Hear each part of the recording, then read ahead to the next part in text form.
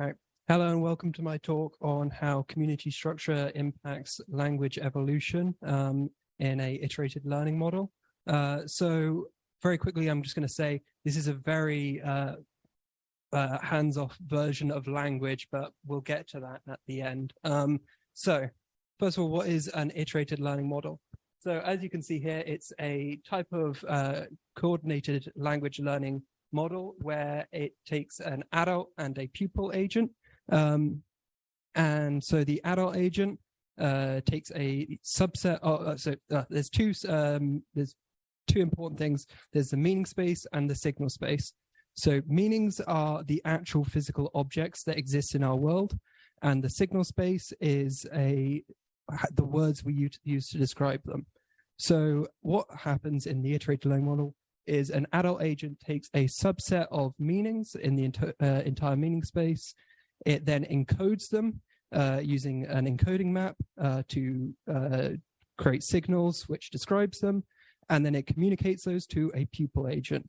And then that pupil agent has to get a general understanding of the language from that. It grows up and then repeats the process to a new pupil agent.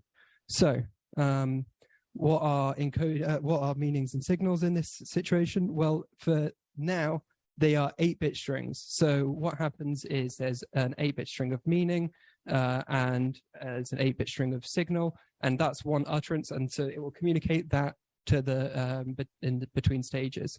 Now, that means there's 256 meanings, 256 signals with 8 properties per meaning and signal. So the decoder is a neural network with one hidden layer. It has a sigmoid function to round the values between 0 and 1. And so the final outputs will be a set of 8 probabilities between 0 and 1.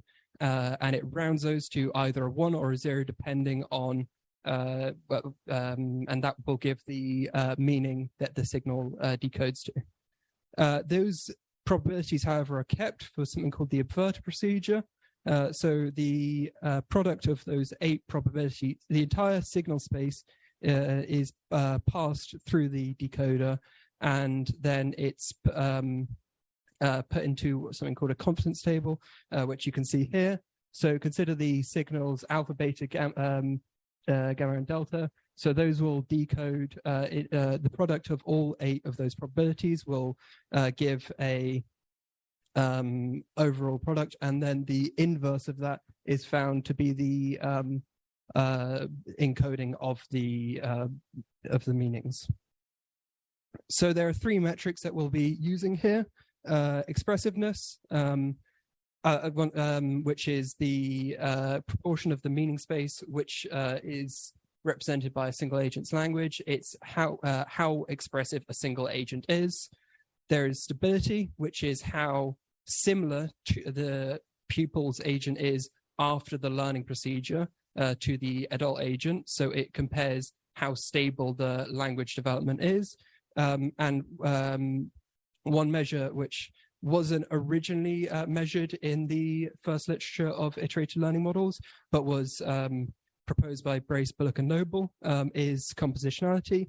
And that measures how structured the language is. So it takes all those 8 bits and it works out how much those individual bits from meanings map to individual bits and signals.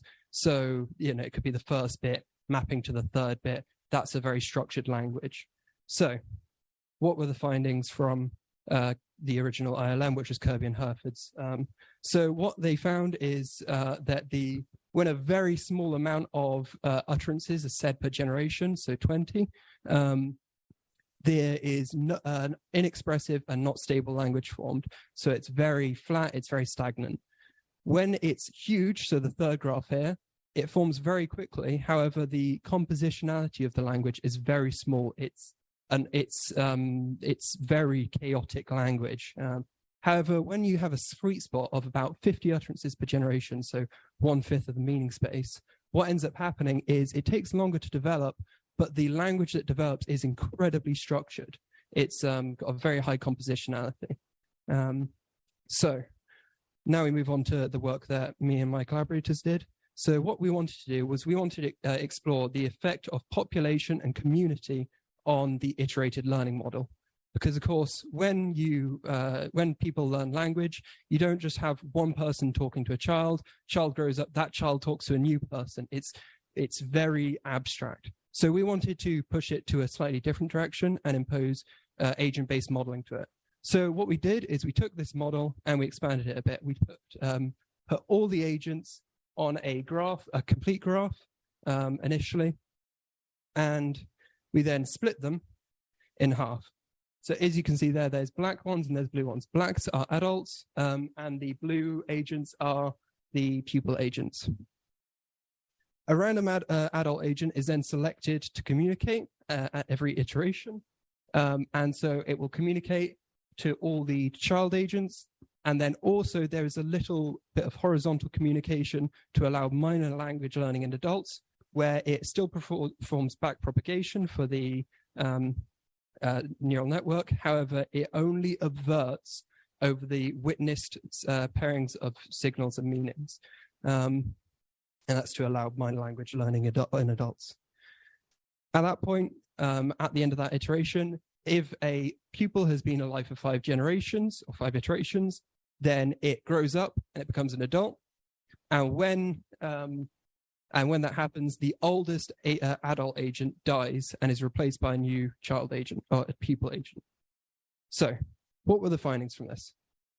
Well, what we found is that very quickly, it says utterances equals 20 and 52,000. However, as you can see, the agents live for 5 iterations.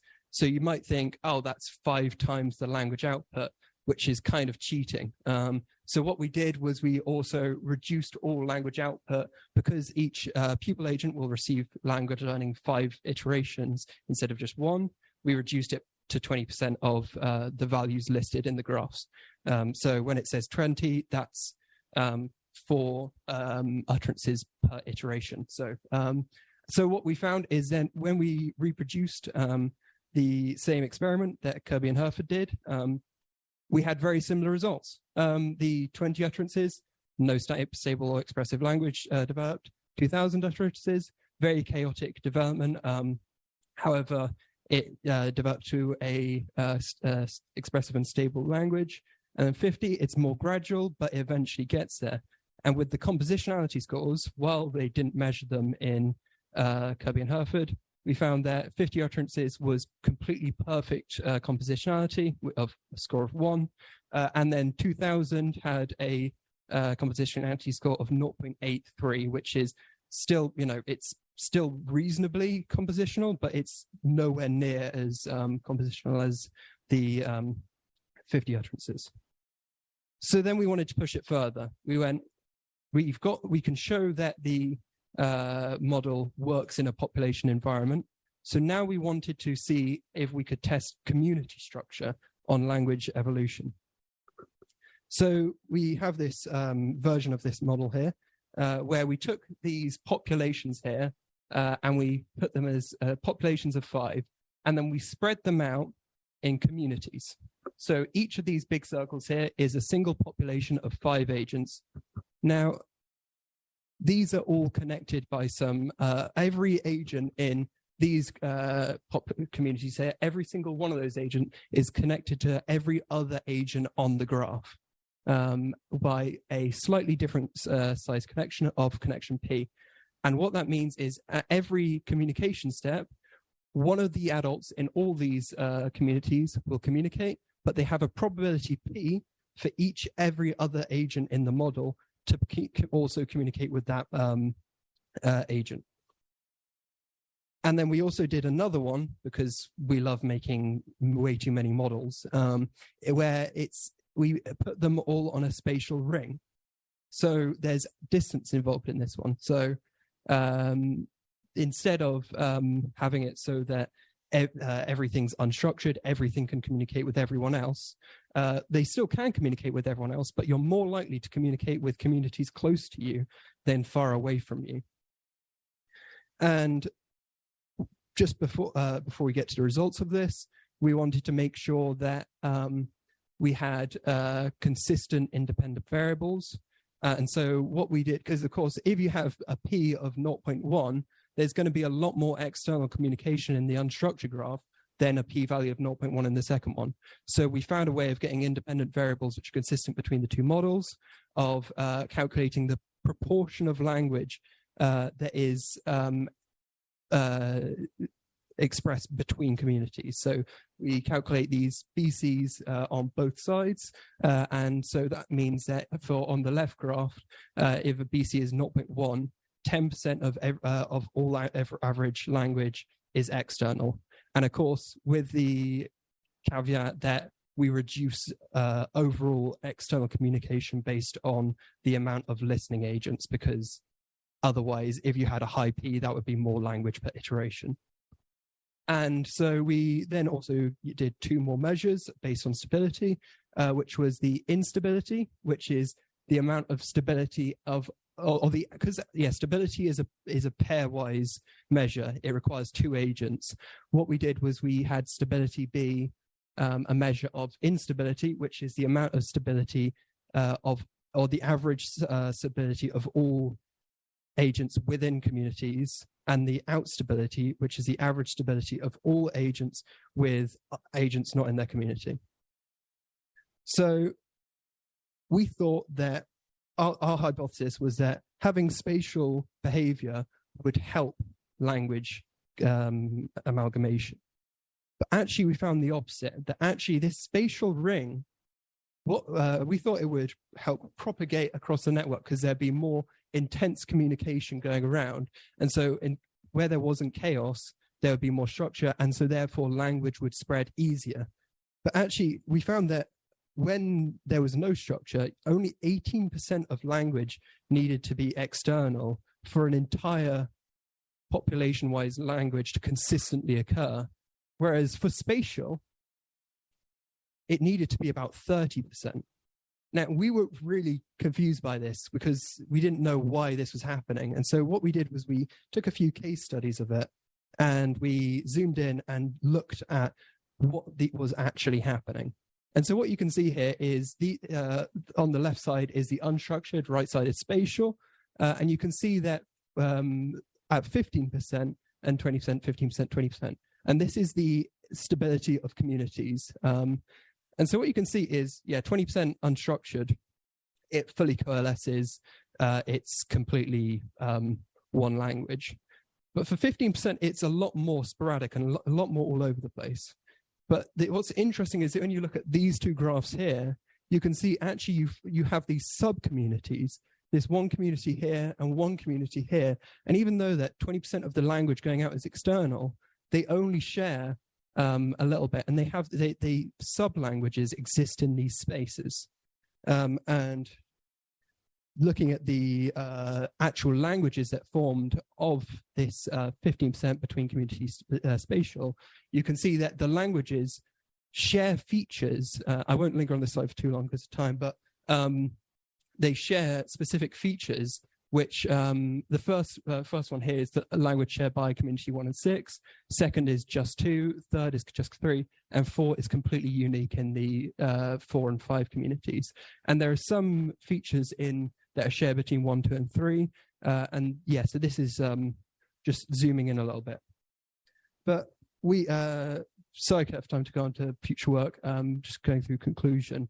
So we presented a novel population-based ILM, which still retains the core behaviors of the ILM proposed by Kirby and Herford. We've also introduced community structure into this ILM and shown that actually very minimal amounts of external communication is required in an unstructured environment. But actually, when you introduce spatiality, it makes it harder for a population-wide language to develop, and instead promotes stability of individual subgroups of the population. Now, future work, this is a very computationally costly model.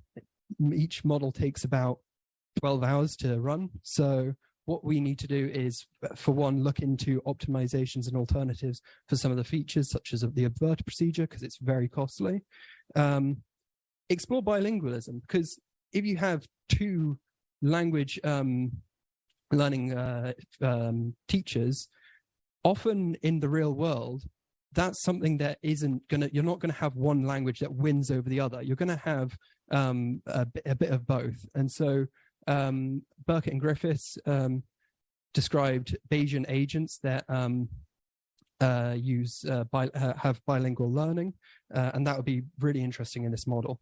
And then finally, the final point is we could expand this model to this is what I see the long term of this model, is use real language data. So instead of meaning space of zeros and one and signal space of zeros and ones, it would be really cool if we could get space sentence in basic English, which is a version of English with only 2,000 words, have that be the meaning space. And so we want to communicate actual sentences of real language, and then have the signal space be variable length alphanumerical signals, and then have ways of communicating those.